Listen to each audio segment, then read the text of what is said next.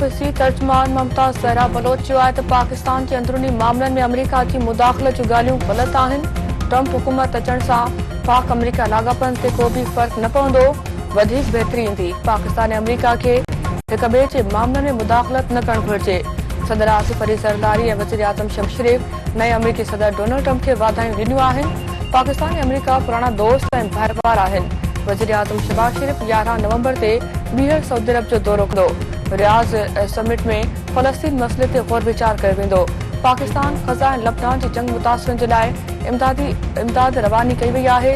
पाकिस्तान फ़लस्तीन मसइले जी ॿ रियासती हल जो हामी आहे। वज़ीर आज़म शहबाज़ शरीफ़ ईरान ते हमले जी मज़म्मत कई आहे।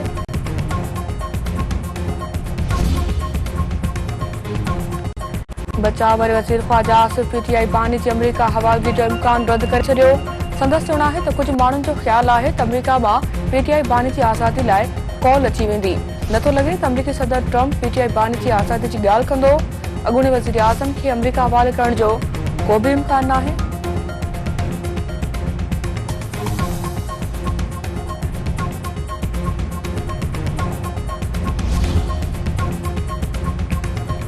वफ़ाक़ी सरकार सुप्रीम कोर्ट जे जजनि जे हाउस रेंट अलाउंस में इज़ाफ़ो करे छॾियो। हाउस रेंट 68,000 मां वधाए 3,50,000 मुक़ररु। जुडिशियल अलाउंस बि 3,42,000 मां वधी 10,90,000 थी वियो। वक़्ती सदर जी मंज़ूरी खां पोइ कानून वारी वज़ारत नोटिफिकेशन जारी करे छॾियो।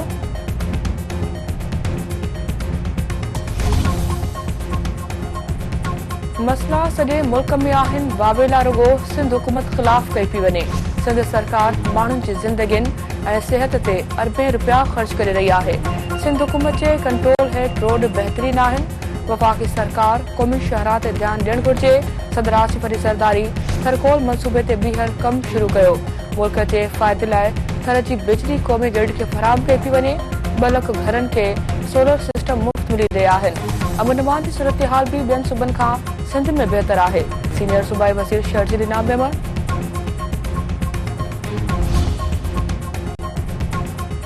लाड़काने जे लॉकअप में मुबैना तशद्दुद सबब फौत थियल नौजवान जो केस एसएचओ समेत 4 ॼणनि ते दाख़िल करण जो हुकुम।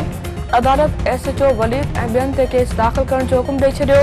नौजवान जे वालिद जो चवणु आहे त संदसि पुट खे बेगुनाह क़त्ल करे वेश्याणो तशद्दुद कयो वियो।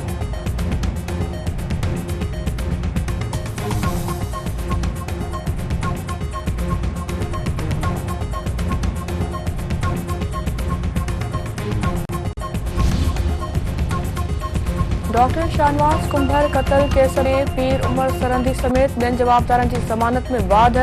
मिरपुर ख़ासि दहशतगर्दी टोड़ अदालत जवाबदारनि जी ज़मानत में 16 नवंबर ताईं वाध करे छॾी। वकील जो चवणु आहे त एफआईए जे केस खां पोइ पुराणी एफआईआर जी हैसियत बाबति अदालत खां राय तलब कई आहे। ईंदड़ ॿुधरु ते अदालत जी राय खां पोइ जवाबदारनि जी ज़मानत ते फ़ैसिलो थी सघंदो।